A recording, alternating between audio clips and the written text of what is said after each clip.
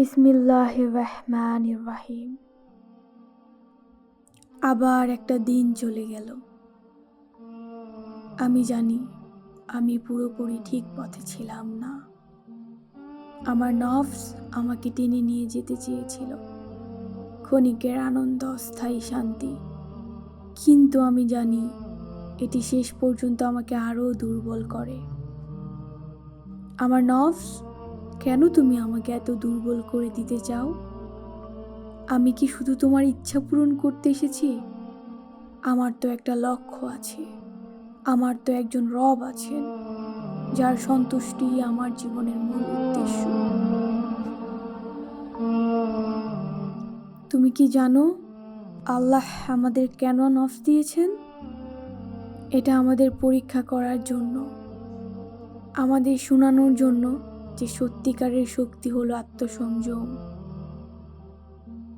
তুমি যদি নিজের নফসকে দমন করতে পারো, তাহলে আল্লাহ তোমাকে এমন পুরস্কার দেবেন যা তুমি কল্পনাও করতে পারো না। আমার নফস, তুমি আমাকে সামান্য সুখ দেখিয়ে ভুল পথে নিতে চাও, কিন্তু আমি জানি সত্যিকারের সুখ আমার রবের সন্তুষ্টিতে। আমি মানুষ, আমি ভুল করব, কিন্তু ভুলের মাঝেও আল্লাহ আমাকে বারবার তার কাছে ফিরে আসার সুযোগ দিয়েছেন।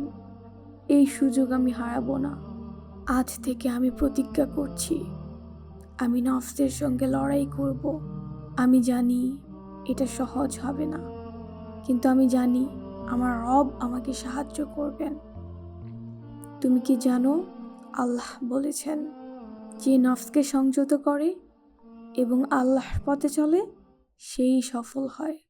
সূরা আন-নাজিয়াত। وأما من خاف مقام ربه ونهى النفس عن الهوى فإن الجنة هي المأوى। আমি সেই সফলতা চাই, আমি আল্লাহর ভালোবাসা চাই। হে আল্লাহ, আমি আপনার কাছে ফিরে এসেছি, আমাকে ক্ষমা করুন, আমাকে শক্তি দিন, যেন আমি আমার নফসকে দমন করতে পারি। আপনার পথে চলা সহজ নয়, কিন্তু আমি জানি এই পথে আমার জন্য শান্তি নিয়ে আসবে। আমার প্রিয় বোনেরা, নফস আমাদের সবচেয়ে বড় চ্যালেঞ্জ। এটি আমাদের সাময়িক আনন্দের দিকে টানে, কিন্তু সত্যিকারের সুখ নয়। আসুন আমরা আল্লাহর পথে ফিরে আসি, নফসের প্রলোভন থেকে নিজেকে মুক্ত করি এবং জান্নাতের দিকে যাত্রা শুরু করি। আমাদের রব আমাদের জন্য অপেক্ষা করছেন, তার রহমত আমাদের জন্য সব সময় উন্মুক্ত। নিজের নফসের বিরুদ্ধে জেহাদি প্রকৃত জেহাদ। এই পথে যারা ধৈর্য ধরে তাদের জন্য আল্লাহর পুরস্কার সীমাহীন।